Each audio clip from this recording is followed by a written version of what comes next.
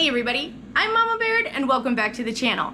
In today's video I have another Frugal Friday for you. And what we're going to be doing is Depression era foods. And why I chose Depression era foods for this video is because I sure am depressed about those grocery prices. So we're going to go old school and we're going to see how they survive on limited income and limited groceries. So I have 3 things that I'm going to be making in this video today. We are going to start with hot dogs and potatoes. I'm going to be using some of my canned potatoes. I canned them in September of 21, so these are due to get used. These were just Idaho potatoes. And then I have some Oscar Mayer wieners. I got 3 left in this pack. It came in 5, so we're going to put this together. But we're going to make this a little current by cooking it in the air fryer instead of frying it on the stove. So let's see how canned potatoes and hot dogs can do in the air fryer. The other 2 things I'm going to be making is old-fashioned goulash. That's something that my mom used to make all the time. It was one of her favorites. It's kind of like macaroni, noodles, and hamburger all mixed in one. She added mashed potatoes and corn and then would put the goulash on top. I think I'm going to omit the corn though and just do mashed potatoes and goulash. So we're going to be having that for dinner tonight, as well as a fun dessert, a water pie. Water vinegar pie. Those are kind of like the same ingredients. One's water, one's vinegar though. So we're going to do the water one and we're going to give it a try. So let's get in here and let's start to cooking. If you're new here, my name is Carolina. I live in Montana. I do a lot of pantry cooking, budget shopping, and product reviews on my channel. If that's the kind of content you're into, I hope you'd consider subscribing. I'd love to have you come join my YouTube family. I also have a Facebook group, Mama Baird's Homestead. Please jump over there and join me on Facebook. I would love to get to know you better.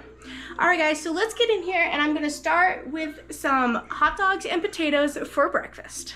First thing I'm gonna do is open up my potatoes here. If I can get them, you can also get under here and twist, there we go. Smell like potatoes. So I'm going to strain these and then we'll pat them dry with paper towels and then we'll cut them up a little bit as well as the hot dogs. Oh, I'm also going to rinse these really well. All right, let's get these out of here.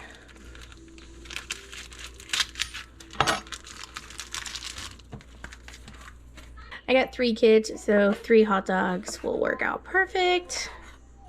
So each kid will probably get 1.25 cups of potatoes and then 1 hot dog. And of course, it's got to be slathered in ketchup.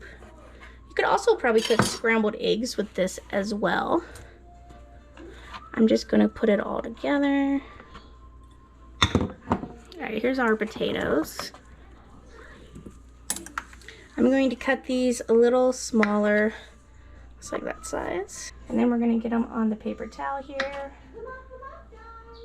I can these pretty big because I didn't want them to get too mushy and I didn't know if canning them bigger would help prevent that. And it did. And I always have trouble getting canned potatoes crispy, so trying them in the air fryer seems like a good bet. I am probably going to cover this in a little bit of oil though as well to make sure that they have that crisp effect. Even though the hot dog will probably have a little grease in it, it's not going to be enough to coat all these potatoes. All right, now we're going to kind of roll them into the top paper towel while pushing them gently down into the bottom, and that'll help remove any kind of liquid as much as we can.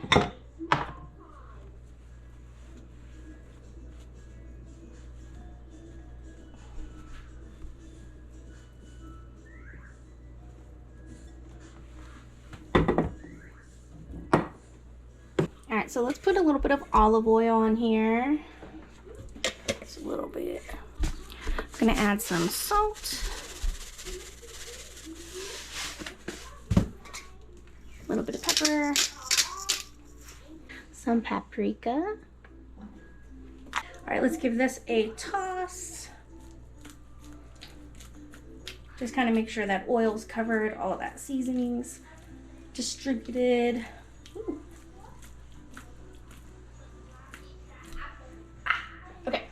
In our air fryer, I'm just going to put it directly into the pan.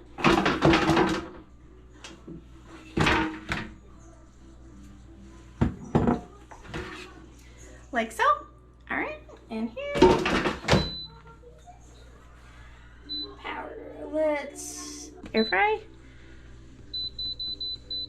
Let's do 8 minutes, and then we'll see how it goes.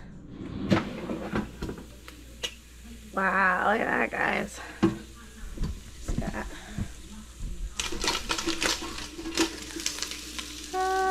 I think I'm gonna cook them a little longer though. Should go back to cooking. Let's add 2 more minutes. Ooh.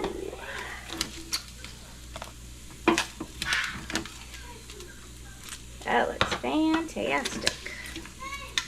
So this was 1 quart of potatoes and 3 hot dogs. And then we're also going to serve this up with a banana, probably a banana or an apple, whatever the kids want. Wow, those are really good. We're going to put these in the bowls. These are about 2 cup bowls, 2 cup size portion bowls. These have gotten a lot of use. My mom got these for me when the kids first started eating solid foods, and we're still using them. And that is our Depression era breakfast. All right, everybody, welcome back. We are going to start with this Depression water pie. I have my oven preheating to 400 degrees. Here is the recipe if you are interested. Looks pretty easy and has some pretty basic ingredients. I pulled my pre-made pie crust out of the fridge. We're just gonna let that warm up for a little bit. In here I have 1 cup of sugar and 4 tablespoons of flour. That's going to be, the flour will be our thickener. And obviously the sugar. Oh, that's more than 1 cup of sugar.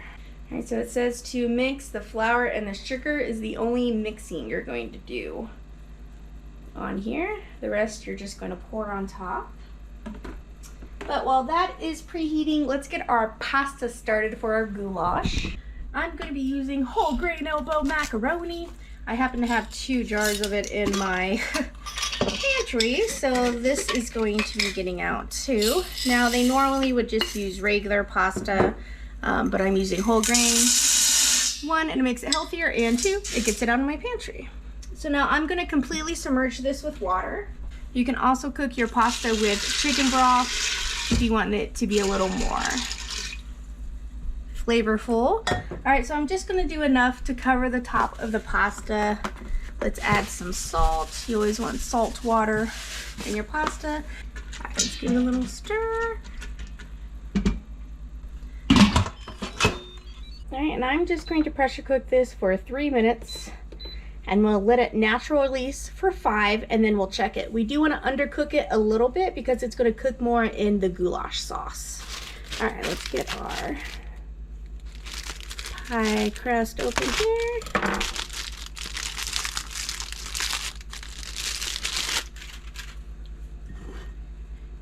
This is just a 9-inch pie plate.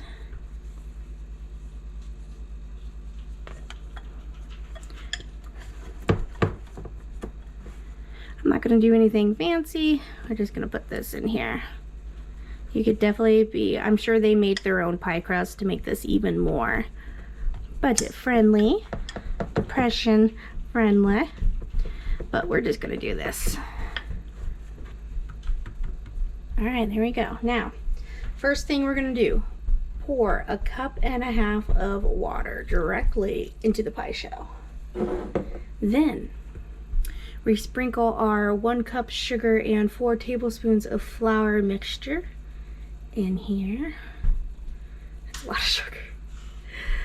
It just keeps going. Yep, still more sugar. Wow.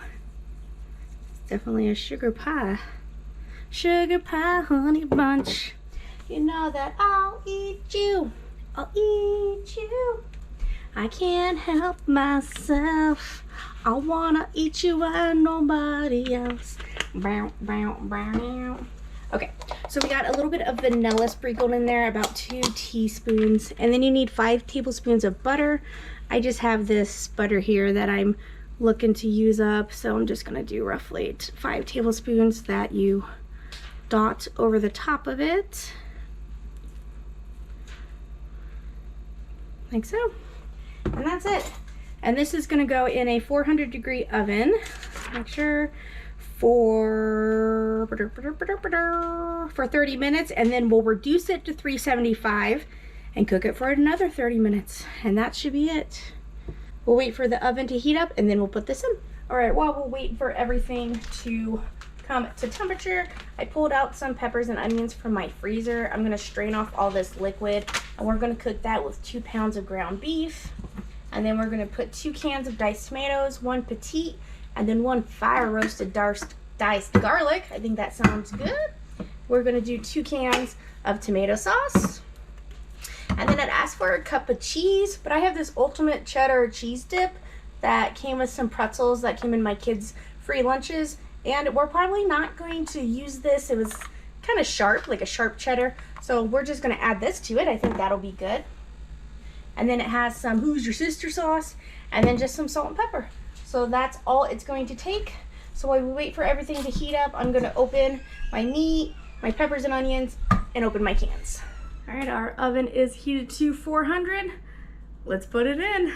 I'm excited. You guys excited? I'm excited. All right, our pasta is done. Let's release the pressure.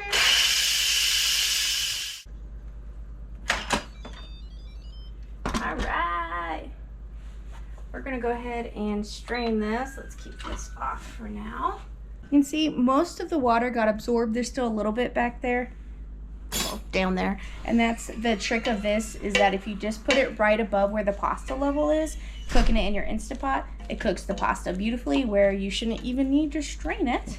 But we're gonna get it out of here because we're gonna cook our ground beef and onions in here too. We're going to cook our ground beef in here as well. So with your Instapot, you're just gonna go to saute. I'm gonna leave it on normal. And then I have my 2 pounds of ground beef, peppers and onions, salt and pepper. So that's all that I have in here. Just gonna pour that in there. Now this does call for 2 pounds of ground beef, but you can always stretch that out by doing like just 1 pound and then adding more pasta. I'm sure that needed to be done a few times in the day, which you know was a Wednesday. All right, so this is just gonna cook and it's gonna take a while to heat up. I'm gonna put some Worcestershire sauce in there. And then I'm gonna open my cans. I still haven't done that yet. So let's let this start cooking, and I'll bring you back when this is cooked up and we're ready to add other ingredients. All right, we got it cooking. A lot of that grease has evaporated. All right, so to this, I'm gonna add some Worcestershire sauce to the meat, let it cook a bit, and then I'm also gonna add some to the broth. It adds a lot of good flavor. I also have some garlic infused olive oil that I have made, and garlic would be good in this, so I'm just gonna put a plop of this in. I'm gonna try and get past some of the olive oil and just get to the garlic on the bottom, but it really doesn't matter.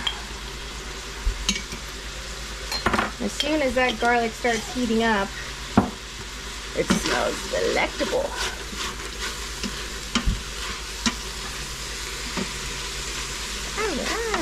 This is looking good. I kind of want to throw the cheese in with the meat. A little blob of cheese here. You could also just do a cup of like cheddar cheese, whatever cheese you got in the house. Or no cheese at all. Alright, let's see if that'll melt. They came with a pretzel, so they got a pretzel and cheese dip. I'm like, well, that's fancy. I didn't get any of that when I was a kid in school. All of my school lunches. And that is very sharp. Like, the kids could not really eat that cheese because it was very strong. So, kind of worked out. Just got an extra ingredient for cooking. You like that pasta? That's whole grain. All right, now, let's add our sauces, our cans. Petite tomatoes, fire roasted. Again, I'm just using what I have on hand. It calls for 2 cans of petite, but I'm using 1 fire roasted because I think that sounds good. And then we're using 2 cans of spaghetti sauce.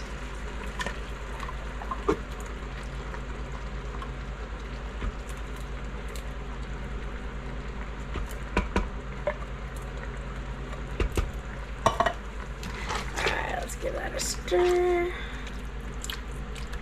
Oh yeah, it looks pretty good. Now we're going to season the broth there. So I'm going to put in some more Hoosier Sister sauce. A little more salt.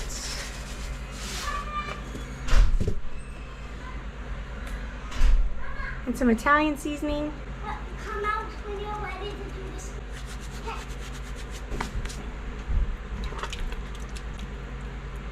And I'm going to take a taste of it, make sure I like it.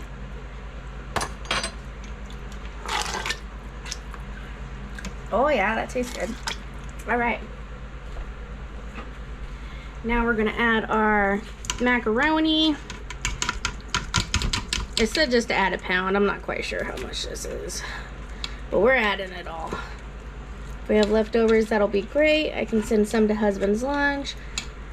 Plus, usually stuff with tomato sauce and like chili and stuff is better the next day.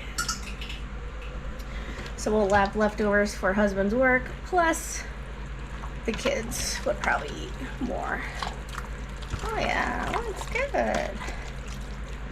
So that was 4 cups of pasta, 2 pounds of ground beef to 4 cans of tomato stuff. Seems that worked pretty well. It's pretty nice and thick. You can serve this with a nice slice of bread.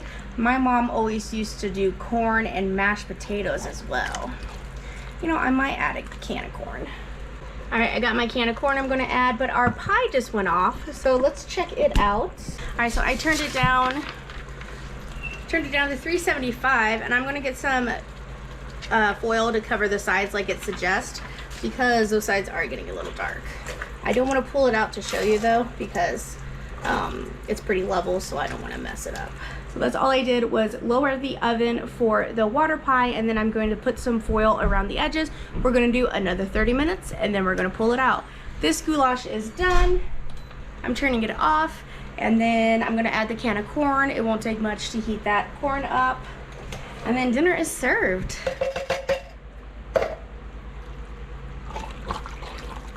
Oh, that looks good. My mom always served the corn on the side, and then she made like a stack bowl of it. She'd put the mashed potatoes down, then the corn, buttered corn, and then she'd put the goulash on top. But I'm just gonna mix 1 can of corn in with all of it. Let's scoop some out. Slop. Sounds like slop. Splop. Okay, there we go. Let's give it a try. Old-fashioned goulash. It looks pretty good. Have any of you tried this before? I'm sure there's different variations. What's something that you put in your goulash? Let us know.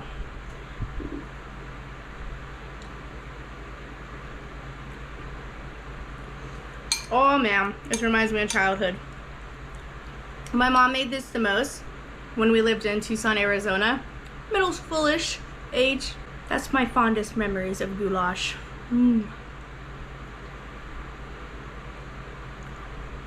Those noodles are perfect. Make sure you undercook them just a little bit, because they will cook a little more in the sauce. It's better than having them overcooked and mushy, you know. And the whole grains are really good. You can't even tell. I just told the kids it's like blue pasta. Oh, that's good stuff. And I have gazillions amounts. I have tons of leftovers. Look at all that. This is gonna feed us for days. All right, so the pie has 20 minutes left on the pie, and you're supposed to cool it to room temperature and then put it in the fridge overnight. So we're actually gonna get to try the water pie for breakfast. Why not live a little? But let me go ahead and serve up the kids, and I'll see you in the morning, and we'll try that water pie. All right guys, I just got the pie out of the oven. You can see it's kind of bubbling. I think it's gonna kind of, have you guys ever heard of a chess pie? It's kind of like a pecan pie, but without the pecans. Kind of reminds me of that, except this is white sugar instead of brown sugar in there. But this is supposed to cool down and form like a gel, so you can see it's still kind of liquid. But we're just gonna let this cool to room temperature, and then we're gonna put it in the fridge. I just wanted you guys to see it at this stage. Good morning, everybody. It is the next day, and our pie is cooled. Now, the first thing I can tell you is I noticed a big glob of solidified butter here. So I don't know if that's going to be good. It might have been too much butter in that spot. Doesn't look too terrible though. Oh, I made it slide a little bit. The whole thing didn't fall out. All right, so let's cut a slice here.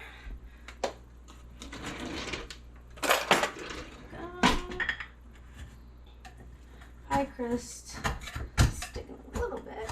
Okay, there we go. Let's go.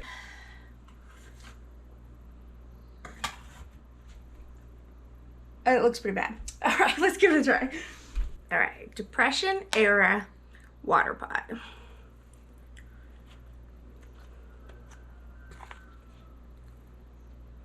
Here we go, cavities.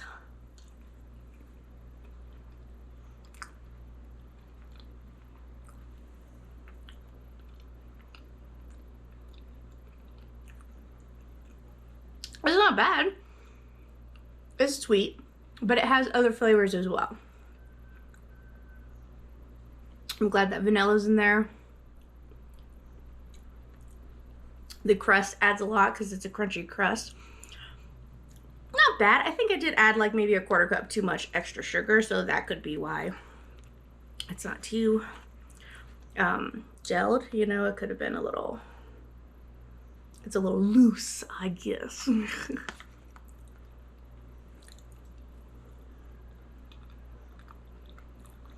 Not terrible, but I probably won't make it again. Well guys, thanks for coming along and trying some Depression era food with us. I really like those potatoes and hot dogs. Honestly, I make that a lot, except I usually use kielbasa instead of hot dogs. So it's interesting that that is a Depression era food because I didn't even realize that. And then we had our goulash. I did end up making some mashed potatoes for it as well, just because you gotta have goulash with mashed potatoes. And it was amazing. The kids said that's one of the best things that I've made. So I really hope that you give that goulash a try. Very basic ingredients. And I'll have links to all these recipes listed below as well. And then we tried a water pie, which I probably want to try again. What are some of your favorite pies? I do want to get a little more into the pie baking buzz, kaziz. I'm gonna stop. Thank you so much for coming along to my Frugal Friday. I'll catch you next time on Mama Baird's.